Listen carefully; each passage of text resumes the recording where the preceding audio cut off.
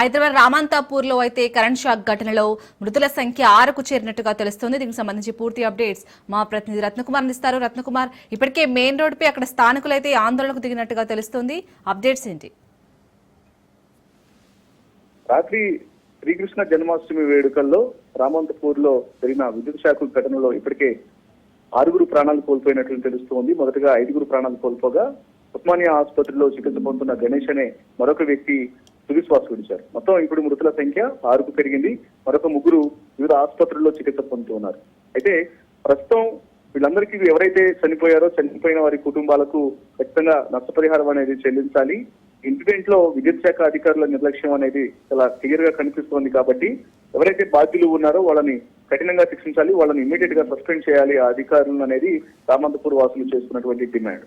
ఇక మరోవైపు చనిపోయిన వారి కుటుంబాలకు ఇప్పటికే 50 లక్షల రూపాయల నష్టపరిహారాన్ని ఒక కుటుంబానికి చెల్లించాలి, ప్రతి ఇంటికి కూడా ఒక గవర్నమెంట్ ఉద్యోగాన్ని ఇవ్వాలి అనే డిమాండ్ చేస్తూ రామంతపూర్ ప్రధాన రహదారి మీదకు చేరుకొని ఆందోళన నిర్వహించడం జరిగింది. చౌరస్తా నుంచి మరోవైపున స్థానికంగా ఉన్నటువంటి విద్యుత్ శాఖ కార్యాలయం దగ్గరకు ఆందోళన చేశారు. అయితే మరోవైపు చనిపోయిన మృతులకు గాంధీ హాస్పిటల్లో పోస్ట్ మార్టం ప్రక్రియ అనేది కొనసాగుతోంది. అక్కడకు మంత్రి శ్రీధర్బాబు చేరుకొని అక్కడ ఉన్నటువంటి కొంతమంది ఆ పోస్ట్ మార్టం ప్రక్రియను కూడా ఆయన అక్కడ అధికారులను అడిగి తెలుసుకోవడం జరిగింది. వివరాలు అడిగి తెలుసుకున్నారు జరిగినటువంటి ఇన్సిడెంట్ కు సంబంధించి. ఇక కొద్దిసేపటి క్రితమే ప్రభుత్వం తరఫు నుంచి ఆయన ఒక ప్రకటన చేశారు. ప్రస్తుతానికి చనిపోయిన వారి కుటుంబాలకు ఒక్కొక్క ఫ్యామిలీకి 5 లక్షల రూపాయల నష్టపరిహారాన్ని అందిస్తున్నాము అనేటువంటి విషయాన్ని తెలియజేశారు. అయితే దీని మీద ఎవరైతే ఇటు రామంతపూర్ వాసులు ఉన్నారో ఇప్పటికీ మండిపడుతున్నటువంటి పరిస్థితి ఉంది.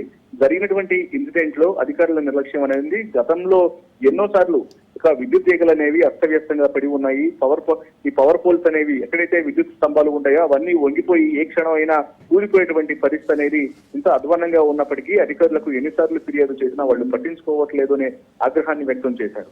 మరోవైపు అక్కడి ఘటనా స్థలం దగ్గరకు విద్యుత్ శాఖ సిఎండి ముషరఫ్ చేరుకున్నప్పుడే ఒకవైపున ఉన్నటువంటి స్థానికులకు ముషరఫ్ తో ఆయన వాళ్ళు ఆగ్రహం వ్యక్తం చేశారు.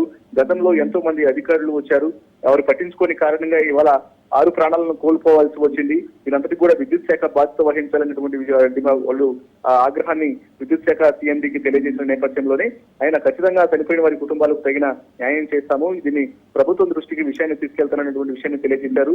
ఇమ్మీడియట్ గా ప్రస్తుతం విద్యుత్ శాఖ మంత్రిగా ఉన్న ఉప ముఖ్యమంత్రి బట్టి విక్రమార్కకు విషయాన్ని తెలియజేసి ఆయన బాధిత ఫ్యామిలీలకు తగిన న్యాయం చేకూరేలాగా తాను ఆ ప్రయత్నం చేస్తానన్నటువంటి విషయాన్ని తెలియజేయడం జరిగింది. మరోవైపున ఈ నిర్లక్ష్యానికి కారణమైనటువంటి కింది స్థాయి అధికారులు ఎవరైతే ఉన్నారో ఏరియాను చూసుకున్నటువంటి విద్యుత్ శాఖ అధికారులు ఒక ఎంక్వైరీ కమిటీని ఏర్పాటు